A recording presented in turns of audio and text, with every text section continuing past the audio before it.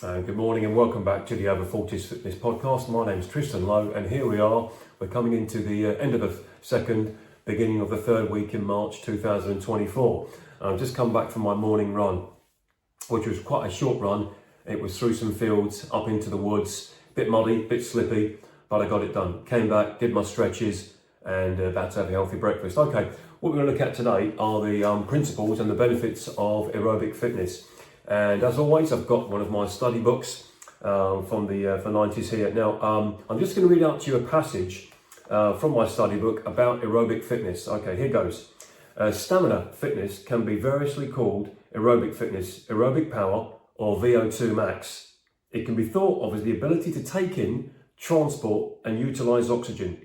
In physiological terms, this is measured as either a relative value of milliliters of oxygen per kilo per minute, or an absolute value, litres of oxygen per minute.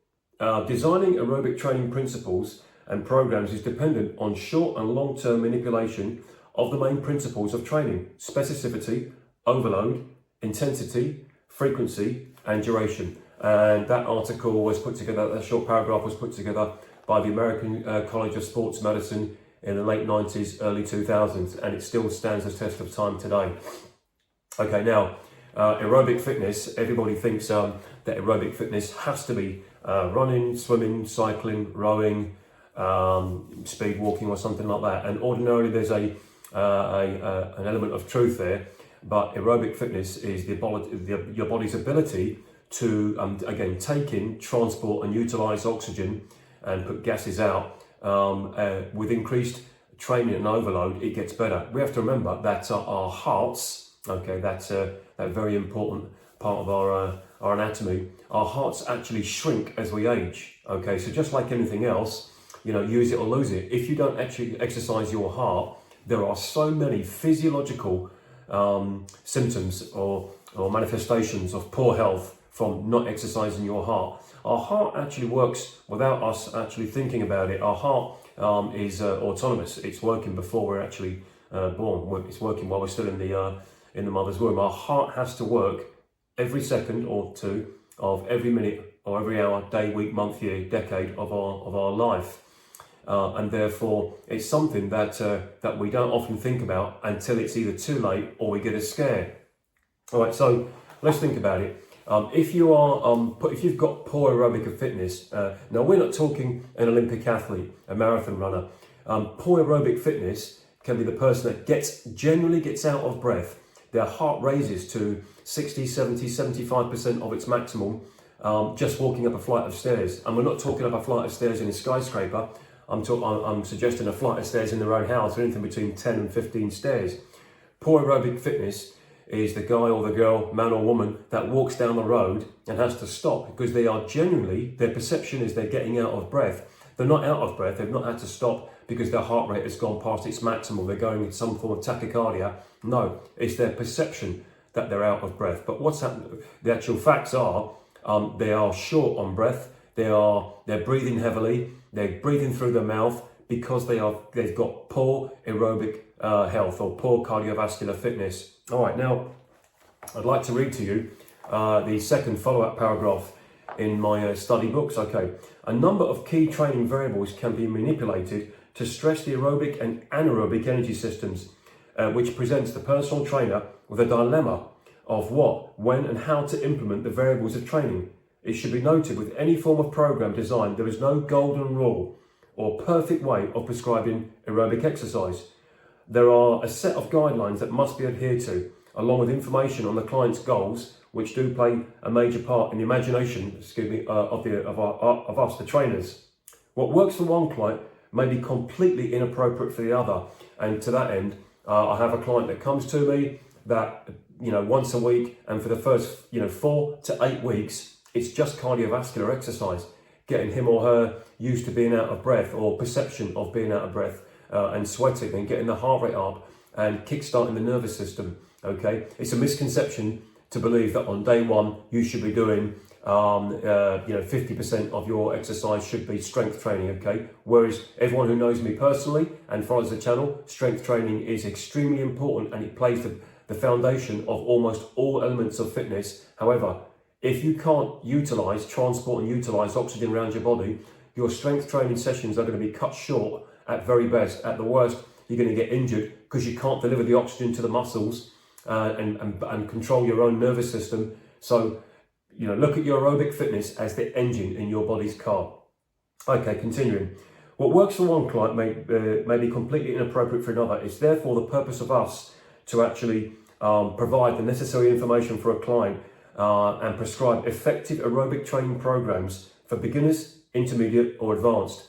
Now, example of advanced, I recently trained two high-level endurance runners, two marathon runners, a man and a woman, their boyfriend and girlfriend, and they are extremely good at middle to long distance running, both of them, as a collective and individuals. And so I didn't give them any cardiovascular fitness training. I gave the two clients that I trained recently power training, a degree of strength training, but we did some power and anaerobic training, that's because they were already high-level endurance aerobic athletes. Now, that's not the norm. The norm is someone comes to us and they've got they've got poor lung function, they've got poor heart health. Okay, so it's incumbent upon us to educate and work with the client how to improve it. And actually, I suppose the first thing to do for a client is to improve his cardiovascular fitness so he can walk up the stairs without getting breath. He can go and do the gardening. He can take his missus shopping. He can take his kids shopping. He can take himself shopping without getting out of breath. That sounds ridiculous, but on a regular basis in Lincoln City, where I live, and by extension other cities around the UK, I see people, men and women, that are having to stop to get their breath. Okay, now I don't know if they're smokers or not, unless they've already got a cigarette in their hand. Okay, but they're not all on crutches, on wheelchairs, or being, on mobility scooters. They are people that are stood up to whatever degree by people standing up, and they've got to stop. And you can see them hanging onto handrails. Now, there's 101 reasons why that may be the case physiologically, geographically. We'll come into that another time. All right, but ordinarily, someone who comes to seek out a personal trainer who wants to lose weight, get fitter, feel better, cardiovascular or aerobic fitness is a very important principle in the early stage training. All right, okay. Now let's look at the benefits of aerobic training. Okay, increased stroke volume, your body's ability to take in oxygen. Okay, a decrease in resting heart rate. All right, now your resting heart rate, usually if we take someone's resting heart rate when they come to see us for a consultation, it's anything between 58 beats per minute right up until mid-70s, if not more. If they're a good cardiovascular athlete, it's going to be less. A true resting heart rate should be taken by the client on their own when they're relaxed in front of the television, or something like that. But we take it on a regular basis alongside the blood pressure. Okay, so a decreased resting heart rate. A decrease in blood pressure, systolic and diastolic. No one wants high blood pressure.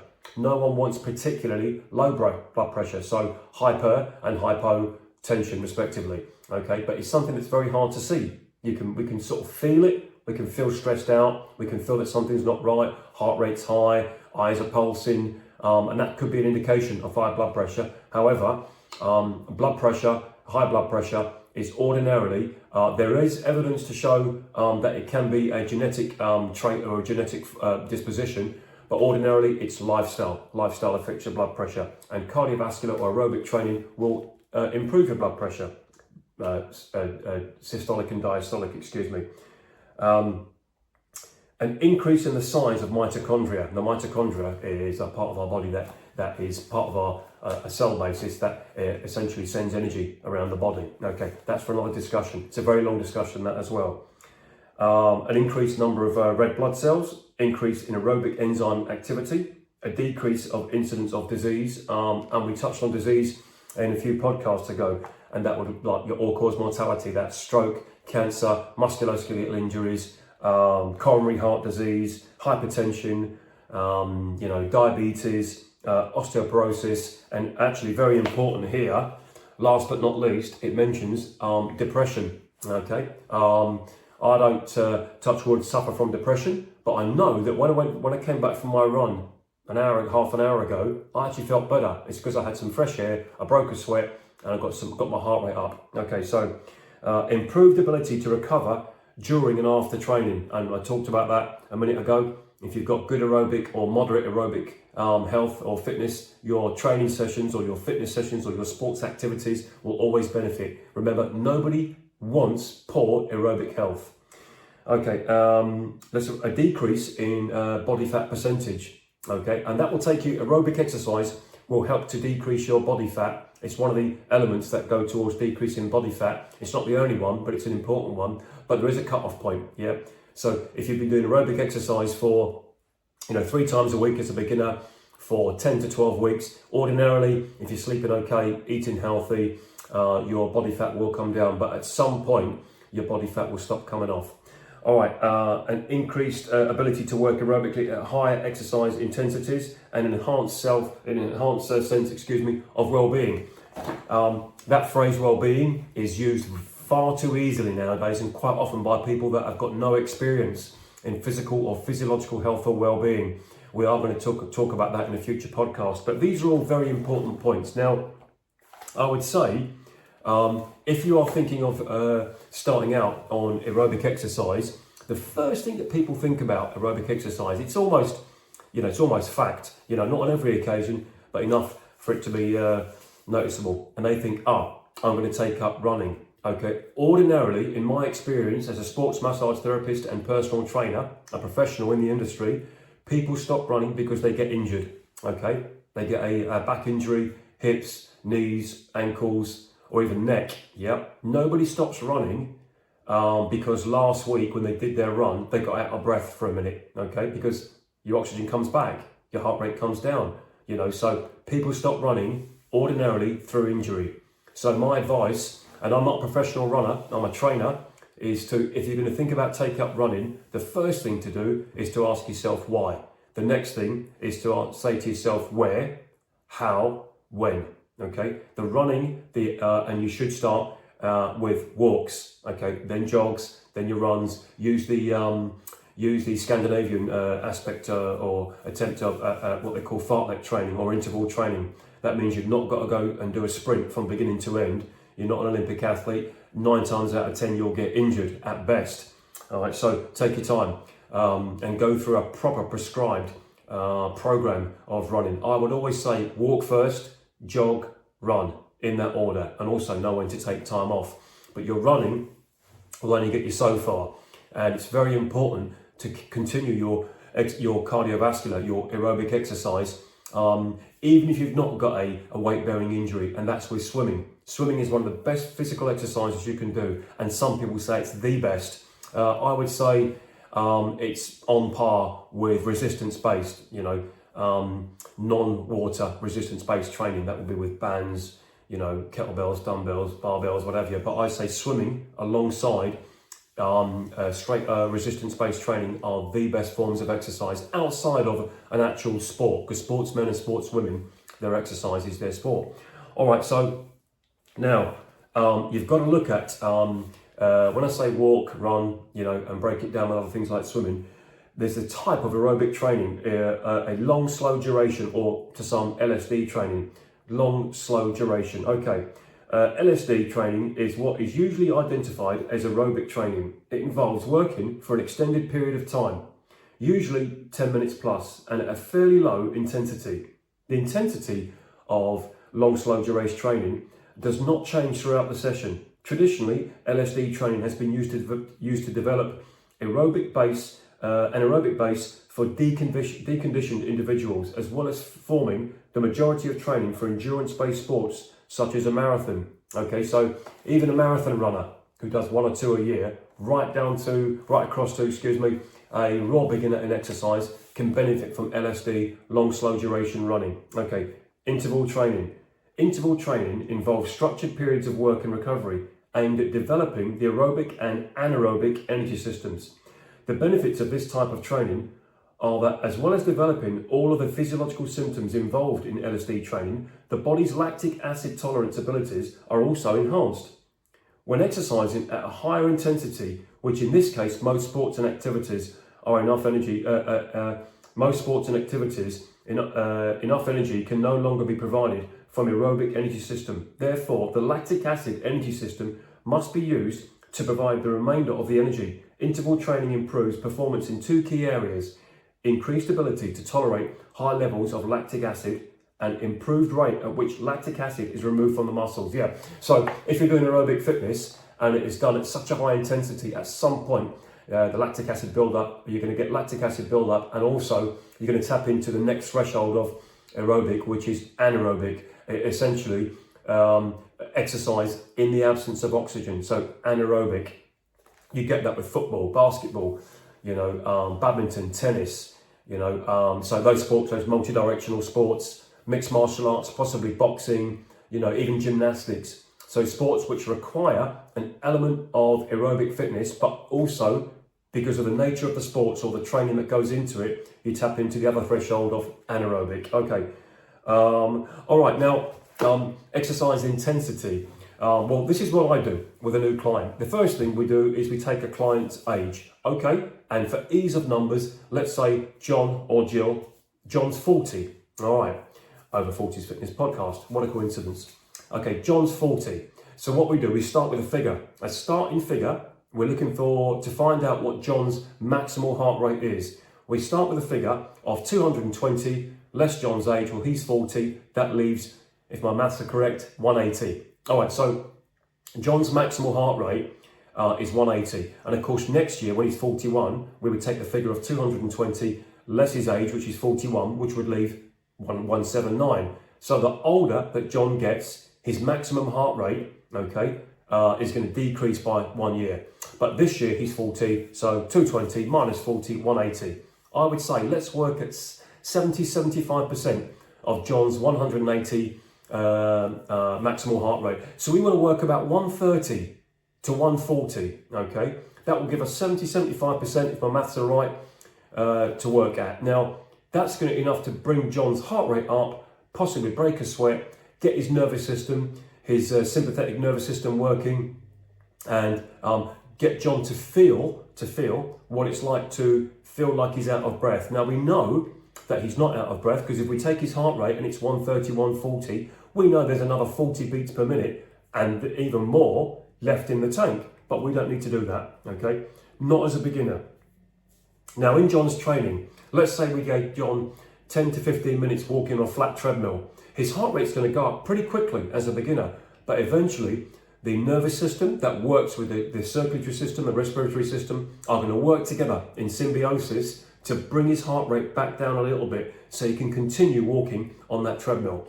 If I was to increase the incline on the treadmill, ordinarily his heart rate's going to go up. Yeah, okay, so, and what we don't want though is to be anywhere near his maximum. You can only sustain that for a short period of time, and probably what's more so going to happen is that the client will panic because they're not used to that level of discomfort and get an injury because they plant their foot wrong, or they do something out of the ordinary. So there's no need to take a client, especially a beginner, up to their maximal heart rate. At some point in the future, if they're doing, if they're boxing or we're doing multi-directional movements, John's heart rate could go up to 170, 175, even 180, but not as a beginner, okay? It's unwise, and it's incumbent upon us trainers not to do that, is to manage a new client's aerobic fitness as we go. And if he or she improves, ordinarily they get those new gains, their bodies start to adapt pretty quickly, okay? What I have seen with beginners in aerobic training,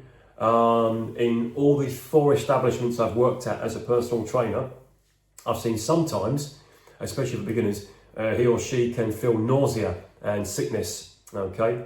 A sort of lightheadedness, and often it's because they're not used, their nervous system and their gut, okay, their gut health, their nervous system, the brain, they're not used to exercise, all right?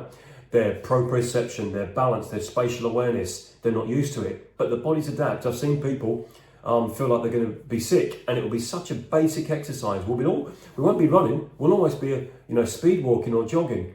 So we rein it down and ask John and say, right, John, okay, let's go and get some water. Let's get some fresh air. That's something I do with quite a lot of my clients, the ones that are above the age of maybe even 50 or 60, or those that work in sedentary positions in offices all the time. I'll take them outdoors sometimes and train them outdoors, and they feel great after. Yeah, it's great for obviously your body's ability to take in oxygen. It's great for your heart health, and of course it's great for the grey matter upstairs. It's great for the brain. And of course, back to it's great for helping to work away or stave off or even avoid depression and your general sense of well-being. So aerobic fitness, my advice, if you're looking to get fitter, aerobically fitter, is the first thing to do is to be aware of your maximal heart rate. Okay, so let's take Jill. Jill's 50 years of age, 220 less 50, 170. Her maximum heart rate's 170. So her maximum heart rate is lower than John's because he's 40. 220 less 40 is 180. Just trying to get my maths right early in the morning. All right, so be aware of what your resting heart rate is, be aware of what your maximal heart rate is, and work at, as long as you're not injured, work at about 65 to 75, maximum 80% of your maximal heart rate. And when you feel better, when you feel fitter, you can raise it. Ordinarily, I would say if you're going to take up walking, running, or cycling, mix it with swimming as well. And your cardiovascular fitness, your aerobic fitness, will improve. All right, so that's it. I'm going to come back to aerobic fitness in the next podcast because it's quite a broad subject. And if you've got anything you'd like to ask me, feel free. Try to subscribe to the channel. It'll help it grow. And we're about mid-March now. So we're going to do another 1 or 2 more podcasts on aerobic fitness. And I'd like you to subscribe and share the channel. Until the next time, my name's Tristan Lowe, the Over 40s Fitness Podcast. And thanks for watching and listening. Bye for now.